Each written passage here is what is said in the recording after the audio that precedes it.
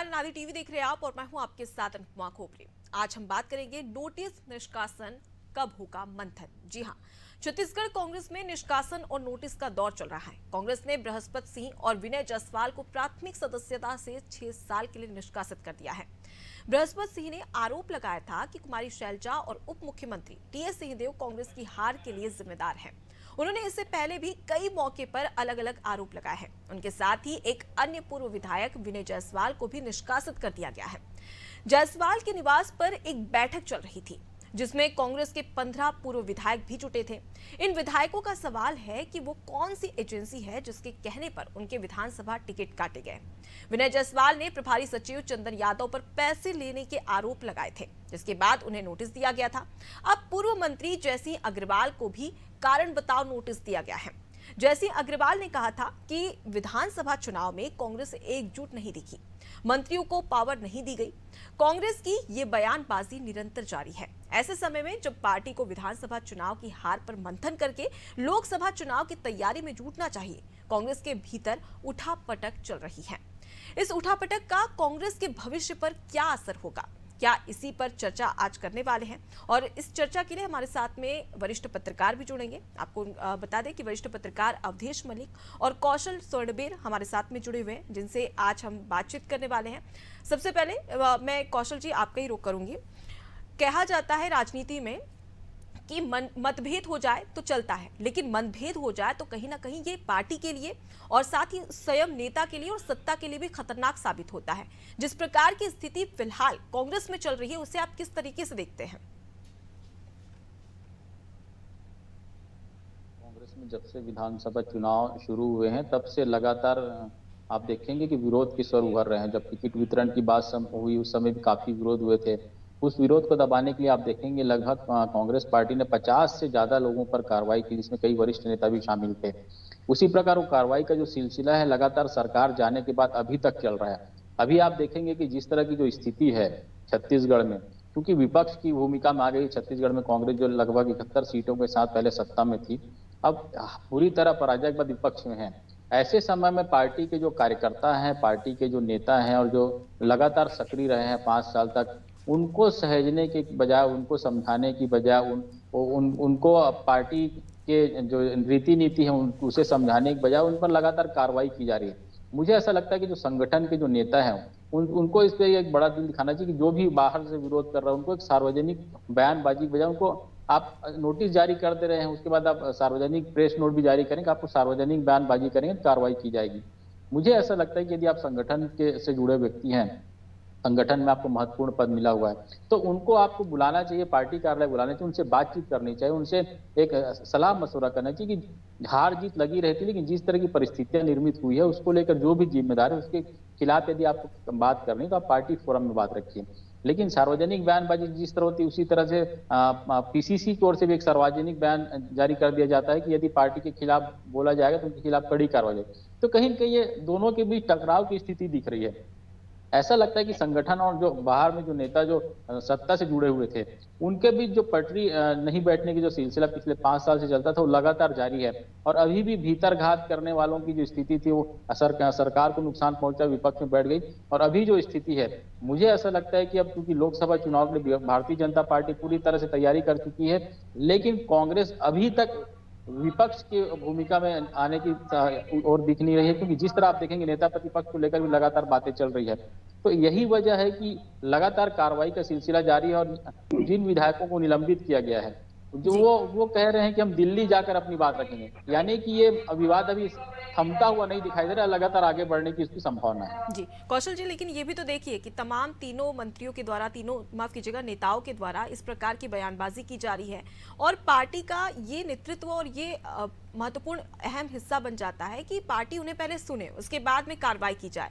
लेकिन सीधे तौर पर डायरेक्ट उन्हें निष्कासित कर देना कहाँ तक ठीक लगता है?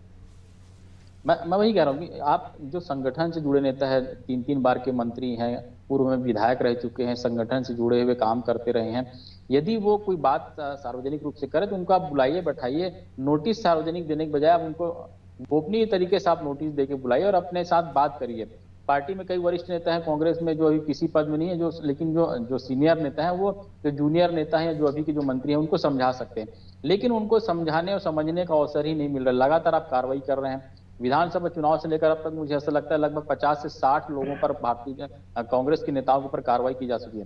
भारतीय जनता पार्टी और कांग्रेस में ही एक बेसिक डिफरेंस है कि भाजपा की जो संगठन की जो ताकत है वो काफी मजबूत है, वहां संगठन से बाहर कोई जाता नहीं है, संगठन के बाहर कोई बात करता नहीं है। लेकिन कांग्रेस में जो जिस तरह स्वतंत्र लोकतंत्र की बात कांग्रेस के नेता करते हैं, उसका ये नाजायज फायदा उठाया जाता है और इस तरह की चीजें नहीं होनी चाहिए। यदि आप सत्ता में हैं, संगठन में हैं और आपको दोबारा चुनाव जीत कर आना है, क्योंकि लोकसभा का चुनाव भी सामने है, तो मुझे ऐसा लगता है कि आपके पास जितने भी हीरे हैं, जितने भी काम करने वाले, निश्चित तौर पर नाराजगी जाहिर होती है जब आपकी टिकट कटती है, लेकिन यदि आप हार गए हैं, नाराज हैं, तो उनको मिल बैठकर सुलझाना चाहिए और आपसी सलाह मशवरा से आगे बढ़ना चाहिए, क्योंकि राजनीति में ये सब चलता रहता है। जी बिल्कुल, तो कहीं ना कहीं जो अंतर कलह है वो कांग्रेस में खुलकर सामने आ जाता है।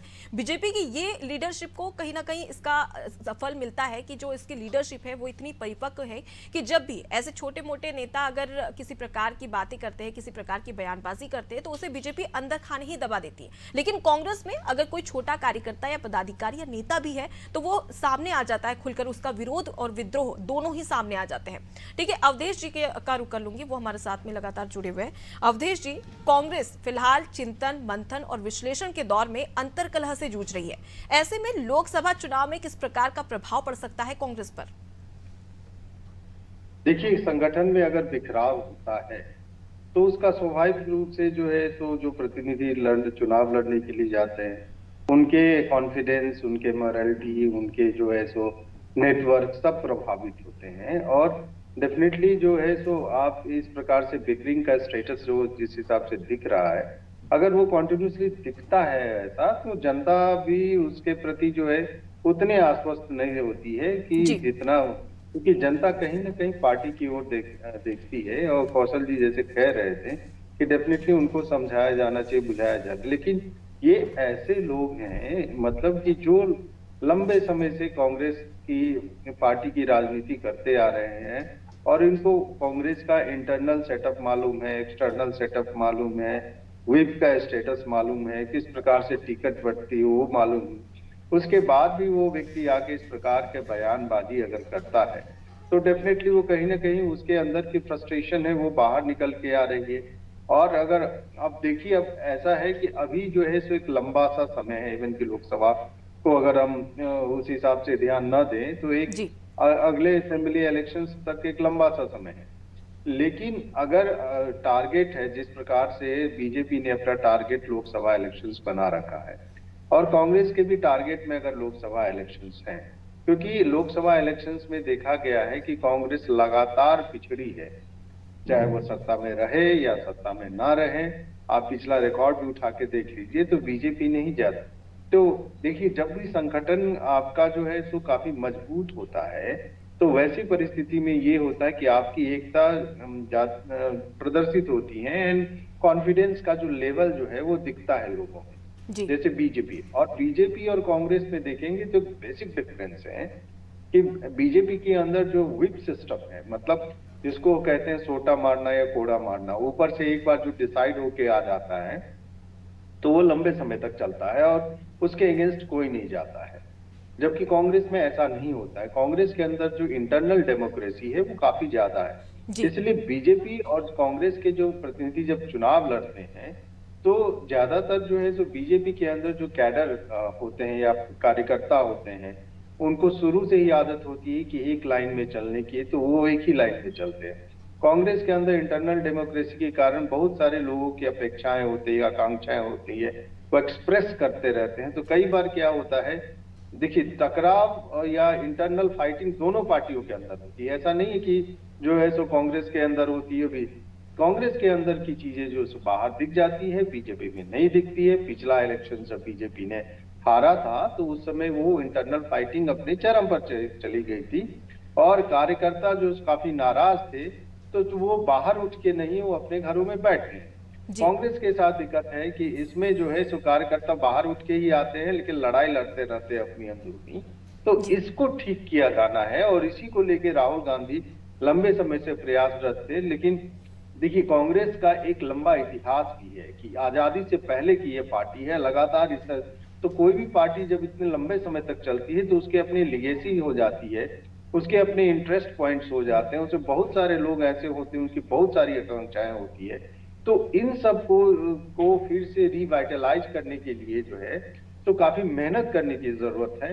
और कौशल जी जो बोल रहे थे कि ये जो है सो लोग, तो ऐसा नहीं है कि उनको पार्टी फोरम में अपनी बातें रखनी है, इसके बारे में पता नहीं, वो उनको मालूम था, लेकिन उनको लग रहा था कि पार्टी फोरम में भी हम बात रखेंगे तो वो चीजें निकल के सामने नहीं आएगी, दब जाएगी। तो उनके जो अंदर की भड़ास थी वो बाहर निकल रही थी। शायद यही कारण से जो है पार्टी को इतने कड़े फैसले लेना पड़ा, क्योंकि वो व्यक्ति इंडिविजुअली खाली वही व्यक्ति प्रभावित नहीं होते, या पार्टी का पर्टिकुलर जिस नेता पे एलिगेशंस लगता है उसकी छवि धूमिल नहीं होती है, बल्कि ओवरऑल की ये देखिए 100 साल से भी पुरानी पार्टी है, वो उसका पूरी क्रेडिबिलिटी में क्वेश्चन मार्क लग जाता है। जी। अवधेश जी, जैसा कि हमने देखा था बीजेपी में थोड़ी बहुत अंतर्कलह की बातें सामने आ रही थी, तो केंद्रीय गृह मंत्री लगातार छत्तीसगढ़ दौरे पर थे और एक ही संदेश दिया जा रहा था कि जैसे भी हो ये कलेश जो हो रहा है, अंतर्कलह जो हो रहा है वो खत्म होना चाहिए। एक सीधा संदेश अमित शाह के द्वारा दिया गया था और शायद यही रणनीति काम भी कर गई और इसी की वजह से प्रचंड जीत छत्तीसगढ़ में मिल गई है। लेकिन एक और बात, जिस प्रकार से जयसिंह अग्रवाल के आरोप है तो वो काफी कहीं ना कहीं काफी चिंताजनक भी है, क्योंकि उनका साफ तौर पर कहना है कि जो हमारा मुखिया था उन्होंने ग्रामीण क्षेत्रों पर तो फोकस किया, लेकिन जो शहरी क्षेत्र थे वो कहीं ना कहीं छूट गए, उस पर ठीक प्रकार से फोकस नहीं कर पाए। पहली हार की वजह वो बता रहे। दूसरी बड़ी बात कि उन्होंने सर्वे को लेकर भी कहीं ना कहीं सवाल उठाए हैं। उनका कहना है कि मुखिया ही सर्वे करवाता है और वो सर्वे कहीं ना कहीं अब असफल रहा है, तो उस पर चर्चा भी होनी चाहिए। जी नहीं, देखिए, सिर्फ ये मोटे मोटे कारण नहीं है, इसमें बहुत सारे कारण हैं। अब मैं आपको बता दूं कि इलेक्शन रिजल्ट आने से ठीक एक दिन पहले जो कांग्रेस के जो इंटरनल थिंक टैंक से जुड़ा हुआ एक व्यक्ति पोस्ट करता है कि छत्तीसगढ़ जो है सो ओवर कॉन्फिडेंस का शिकार हो रहा है। जी। तो एक तरफ से कई पार्टी को अंदर जो टॉप पे बैठे लोग थे उनको पता था कि रिजल्ट क्या आने वाला है, और ओवर कॉन्फिडेंस में जब आप, कॉन्फिडेंस तक तो ठीक रहता है, जब ओवर कॉन्फिडेंस में चले जाते हैं तो क्या होता है कि आप किसी की, और ये बात लगातार बीजेपी के नेता द्वारा कही भी जा रही थी कि कहीं ना कहीं कांग्रेस को ओवर कॉन्फिडेंस है और वही शायद 2023 के चुनाव में लीड होगी। एरोगेंस तो कई नेताओं में और जो है कई व्यक्तियों में जो एरोगेंस, और एक टाइप से बघेल सरकार जो है सो ब्यूरोक्रेसी का एक जबरदस्त जो समा बांधा जाता है चकाचौंध वाला, उसके चक्कर में फंस गई और उनको ऐसा लगा कि वो श्योर शॉट जीत रहे हैं। लेकिन क्योंकि अगर पॉलिसी वाइज कहें या प्लानिंग के स्तर पर बात करें तो उसका पॉलिसी का जो डायरेक्शन है वो भी काफी अच्छा था, उसकी विजिबिलिटी भी काफी अच्छी थी, लेकिन ग्राउंड लेवल इम्प्लीमेंटेशन जब नहीं होती है तब आपको इस प्रकार की स्थिति। देखिए, भारत में जो है सो एक ये सेटअप चला था कि पंचवर्षीय कार्य योजना चालू होती थी, उसका मेन ऑब्जेक्टिव होता था, अगर उसके पूरे आप पेपर्स उठा के पढ़ लें, उसकी पॉलिसी डॉक्यूमेंट से लेके जो है सो उसका जो मैसेजिंग है वो काफी अच्छा रहता था। आप बताइए, इंदिरा गांधी जी के जमाने में ये चालू हुआ था कि गरीबी हटाओ, क्या आज तक भारत से गरीबी हट पाई? तो इवन कि मोदी जी के भी शासन में जो फर्स्ट टाइम में जिस प्रकार अच्छे दिन आने की बात कही थी वो, लेकिन वो उसको मोदी सरकार ने भी एक नारा दिया था कि बहुत हुई महंगाई की मार, अब की बार मोदी सरकार, लेकिन महंगाई अब तक मुद्दा बनी हुई है और चाहे गरीबी की बात करें तो गरीबी भी अब तक मुद्दा बनी हुई है और इसी पर कहीं ना कहीं पार्टी वोट भी बटोरती नजर आती है। ठीक है, मैं कौशल जी हमारे साथ में जुड़े हुए लगातार, उनका रुख कर लेती हूँ। कौशल जी, अगर सरगुजा विधानसभा सीट संभाग की बात कर ली जाए तो देखिए सारी जो विधानसभा सीटें हैं वो सभी बीजेपी के खाते में चली गई हैं। 2018 में हार का सामना करना पड़ा था पूरी विधानसभा सीटों पर बीजेपी को, लेकिन इस बार ऐसा क्या आपको लगता है कि ऐसा क्या बड़ा अंतर देखने को मिला जिसकी वजह से बीजेपी को इतनी बड़ी जीत मिली है? क्योंकि टीएस सिंहदेव जिन्होंने पूरे सरगुजा की जिम्मेदारी ली थी और ये माना जा रहा था कि टीएस सिंहदेव के नेतृत्व में कहीं ना कहीं सरगुजा संभाग में कांग्रेस को एक बड़ी जीत मिलेगी और यही वजह थी कि उन्हें उप मुख्यमंत्री भी बनाया गया था, लेकिन उसके बावजूद भी स्वयं तो हारे, लेकिन साथ ही साथ उनके जो नेतागण थे वो भी हार गए। देखिए, निश्चित तौर पर जो सरगुजा संभाग है वहाँ पे 14 विधानसभा सीटें हैं और पिछले बार 14 की 14 कांग्रेस के पास थी। इस बार जस्ट उल्टा हो गया है, 14-0 पहले कांग्रेस के पास थे, इस बार 14-0 बीजेपी का हो गया है। तो कहीं कहीं जो टिकट वितरण की जो बात चली, आप देखेंगे वहां पर कई नेता ऐसे थे जो टीएस सिंहदेव के लगातार विरोध कर रहे थे। जी, जो 2 नेता निलंबित हुए हैं वो उसी संभाग से आते हैं। तो कहीं न कहीं जो बात चल रही थी टिकट वितरण को लेकर और जो नाराजगी उस समय से दिख रही थी, वही नाराजगी उभर कर सामने जब सीटों की हार हुई है। अमरजीत भगत का भी एक बयान सामने आया था कि अपने अपने के चक्कर में सब निपट गए। जी। तो वो ही उसी संभाग से आते हैं। तो जिस तरह की बातें आप देखेंगे राजनीतिक दलों के जो नेता हैं, जो चुनाव लड़ रहे थे और जो चुनाव नहीं लड़ रहे थे, उनकी तरफ से जब ये बातें सामने आई और जिस तरह से बृहस्पति सिंह जी पर भी आरोप लगे कि वो सरगुजा अंबिकापुर में जाकर बैठ गए थे और बाबा के खिलाफ काम किए, तो कहीं कहीं कई सारी चीजें हैं जो जो बातें सामने खुलकर अभी आ रही हैं, क्योंकि चुनाव हारने के बाद ये सामने आती है। यदि चुनाव जीत जाते तो मुझे ऐसा लगता है ये सारी बातें नहीं आती, क्योंकि उनको किसी न किसी पद का लालच रहता है। लेकिन चूंकि अब चुनाव हार चुके हैं, सत्ता जा चुकी है और बुरी तरह हार हुई, ऐसा नहीं है कि 2, 4, 5, 10 सीट का डिफरेंस है, 20 सीटों का डिफरेंस है कांग्रेस और बीजेपी पे। जो पिछले बार 71 सीट पे तो इस बार 35 सीट पर, मतलब आप सोचिए लगभग 36 सीटों का नुकसान उनको हुआ है। तो कहीं न कहीं जो अंतर कला की जो बातें सामने आ रही है, जो नेता खुलकर अब एक एक करके बयानबाजी, आज एक लेटेस्ट बयान ये भी आया है कि पीसीसी चीफ दीपक बैज को अपने स्वयं इस्तीफा दे देना चाहिए। तो जो पूर्व में जो विधायक रहे हैं, जो नेता रहे हैं, कहीं कहीं अंदर खाने की जो लड़ाई है वो सड़क पर आ चुकी है।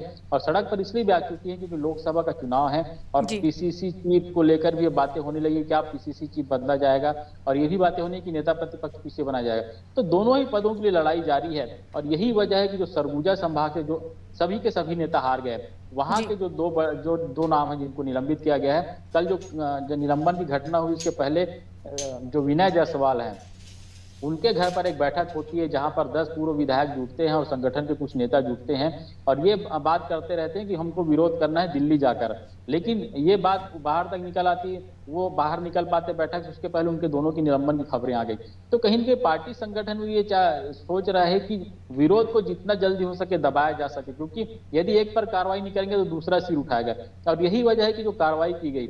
लेकिन जो सरगुजा की आपने बात की हार की, मुझे ऐसा लगता है कि वहां पर जिस तरह 2.5 साल का फार्मूला को लेकर बात हुई, अडानी को जो खदान देने को लेकर जो गरीबों का लोगों का जो विरोध था, जंगल कटने को लेकर जो विरोध था, उसके अलावा जो बहुत सारी जो चीजें, जो डेवलपमेंट की बात आप देखेंगे कि कई बार सिंहदेव जी के सामने मुंह से भी ये बयान आए कि मेरे हाथ में कुछ नहीं, मैं कुछ नहीं कर पा रहा हूं। तो इस तरह की जो बातें हैं, तो कहीं न कहीं जब उस क्षेत्र का बड़ा नेता जो डिप्टी सीएम रहा है और जो सीएम का कैंडिडेट रहा है, उसके मुंह से भी जब जनता इस तरह की बातें सुनेंगे तो मुझे ऐसा लगता है कि यही वजह है कि जो लोग हैं, जो पब्लिक है, उनका जो परसेप्शन बना है कि हम इनको क्यों जिताएं, हम बदलाव करेंगे। और यही वजह है जो अंतरकलह की जो लड़ाई है और लोगों के बीच का जो परसेप्शन बना, यही वजह है कि जो सरगुजा जैसी सीट जहां पर 14 की 14 सीटें कांग्रेस के पास थी, वहां पर एक सीट भी कांग्रेस नहीं जीत पाई।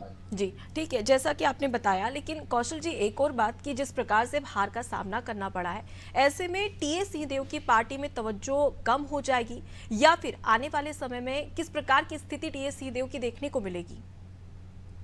देखिए, अभी जिस तरह के आरोप जो पूर्व विधायक जो निलंबित हों वो लगा रहे हैं, यदि आप देखेंगे जो लगातार जब 2.5 साल सरकार के खत्म हुए भूपेश बघेल के, उसके बाद से जो उनके जो समर्थक थे उनकी ओर से लगातार ये बयानबाजी शुरू हो गया था कि 2.5 साल बाद सीएम टीएस सिंहदेव बनेंगे।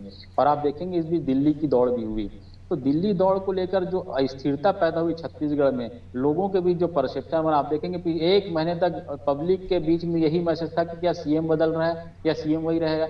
तो कहीं न कहीं जनता भी ये देखती है कि भाई हम जिसको चुने हैं, जो 5 साल के हमने जिनको सरकार दिया है, उनके बीच आपसी मतभेद की स्थिति है, तो हम उनको क्यों चुने।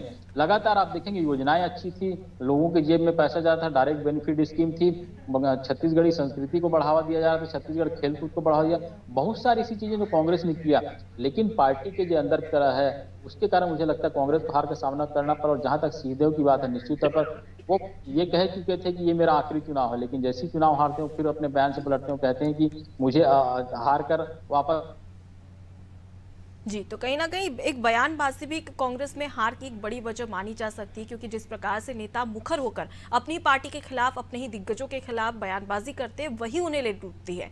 ठीक है अवधेश जी, जिस प्रकार से देखा जाए तो कभी भी अगर दिग्गज के नेतृत्व में चुनाव लड़ा जाता है और पार्टी जीत जाती है तो जाहिर सी बात है कि उन्हें श्रेय दिया जाता है, लेकिन जब हारती है तो श्रेय क्यों नहीं लिया जाता? यानी कि हार का जिम्मा तो किसी ना किसी को उठाना पड़ेगा।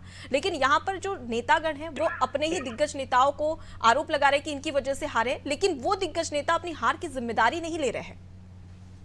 देखिए, राजनीति इसी को कहते हैं कि जब भी आपका जो लड़ाई होता है, उस लड़ाई में भारतीय राजनीति में अगर देखें तो लड़ाई में जो है तो जो लीडर होता है जीत उसी के चेहरे बनती है और उसके बाद जो है तो जब वो हार होती है तो जो पैदल मतलब सैनिक होते हैं, जो सिपाहीज हम बोलते हैं, क्योंकि राजनीति एक शतरंज है, आपको ये मानना पड़ेगा, तो उसमें उसी के मध्य मर दिया जाता है। ये हाइपोक्रेसी का अपने आप में एक दूसरा लेवल है। इन जनरल आप अगर देखेंगे तो अगर हम ज्यादातर, क्योंकि हमारी आज की जो पॉलिटिक्स है वो कहीं ना कहीं विदेशों से भी प्रभावित होती है, तो विदेशों में ये सिस्टम उस हिसाब से नहीं है, क्योंकि वहां पर थोड़ा सा जो डेमोक्रेटिक सेटअप का जो मतलब प्रदर्शन है वो दूसरे तरीके के होता है। वहां पर इश्यूज को लेके सबसे ज्यादा लोग जो है सो पब्लिकली फोरम में उसके जो बड़े लीडर्स हैं वो आके बात करते हैं, तो उनका एक समझ दूसरा है। यहाँ पर जो है कि यहाँ पर जो पॉलिटिक्स है वो काफी पहले से चेंज हो गया। जब आप आजादी के समय जब शुरुआत में जो नेता लड़ते थे वो मिशन की पॉलिटिक्स थी, उस समय आपके पास इश्यूज अलग थे, भुखमरी ज्यादा थी, आपके पास पैसे कम थे, है ना, तो आपके मुद्दे भी थोड़े से हटते थे। लेकिन जैसे जैसे उसमें जो है सो क्रिमिनलाइजेशन का रोल बढ़ा, कैपिटल का रोल बढ़ा, मतलब आप पैसे लगाओ, क्योंकि बिजनेसमैन का इन्वॉल्वमेंट बढ़ा, तो जैसे जैसे वो बढ़ा उसी हिसाब से ये जो प्रॉफिट डायरेक्टिव हो गया। तो ये जो चुनाव होता है आपको, उसमें बहुत बड़ा पैसे का रोल होता है, बहुत बड़ी अमाउंट में पैसा जो है सो राशि खर्च की जाती है। देखिए, भले ही चुनाव आयोग जो भी लिमिट मान दे, लेकिन हकीकत ये है कि एग्जैक्टली जो चुनाव में जो खर्चे होते हैं उसकी अगर एक मतलब बानगी भी अगर देख लें तो चुनाव आयोग जो लिमिट बांधता है उसके 200% ज्यादा, 300% ज्यादा तक खर्चे होते हैं। ये छत्तीसगढ़ के चुनाव के बारे में बात कर ले तो अभी एक जो आंकड़ा निकल के आ रहा है उसमें बताया जा रहा है कि करीब करीब जो है सो 6,000 करोड़ रुपया जो यहाँ पर खर्चा हुआ। अब ये देखिए कि ये ओवरऑल पूरे के पूरे अगर स्टेटस, अगर ये क्रूड आंकड़ा है, लेकिन अगर हम कह रहे हैं कि 1,000 करोड़ भी लोग खर्चा कर रहे हैं या 500 करोड़ भी लोग खर्चा कर रहे हैं, तो एक बहुत बड़ी राशि है। तो जो 500 करोड़ मतलब हम खर्चा करेगा या 1,000 करोड़ जो खर्चा करेगा, तो वो जो पैसा आता है वो उसमें बहुत बड़े इन्वेस्टर्स लगे रहते हैं, तो क्या वो अपना पैसा नहीं निकालेगा? आपको लगता है कि क्या कोई सेठ जो बैठा हुआ है वो ऐसे किसी को पैसा लगा दे? तो पैसा एक बहुत बड़ा रोल प्ले करते थे, जिसके कारण से ये इस प्रकार की चीजें आप देखते हैं। तो यही कारण है जब जो है, क्योंकि उन सारे जो ये पूरा जो सेटअप मैनेजमेंट होता है उनको अपने प्रोफाइल मतलब जो लेकिन बड़ी बात है कि इसके मैनेजमेंट इतना मैनेजमेंट करने के बाद भी यहाँ पर कांग्रेस को कहीं ना कहीं अब हार का सामना करना पड़ा। अब देखने वाली बात होगी कि अंतर कलह से हटकर कांग्रेस 2024 के लोकसभा चुनाव की तैयारी किस प्रकार से करती है। आप सभी का शुक्रिया अवधेश जी, कौशल जी, हमसे बातचीत करने के लिए। तो देखिए, साफ तौर पर देखा जाए तो जय सिंह अग्रवाल, बृहस्पति सिंह और उसके साथ ही साथ कई ऐसे पूर्व एमएलए हैं जिन्होंने गंभीर आरोप कांग्रेस पार्टी और दिग्गज नेताओं पर लगाए हैं।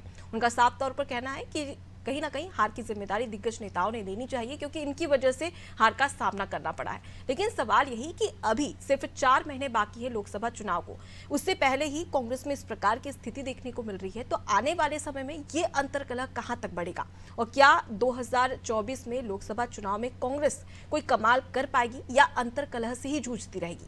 फिलहाल के लिए मुझे दीजिए इजाजत। देखते रहिए नादी टीवी। नमस्कार।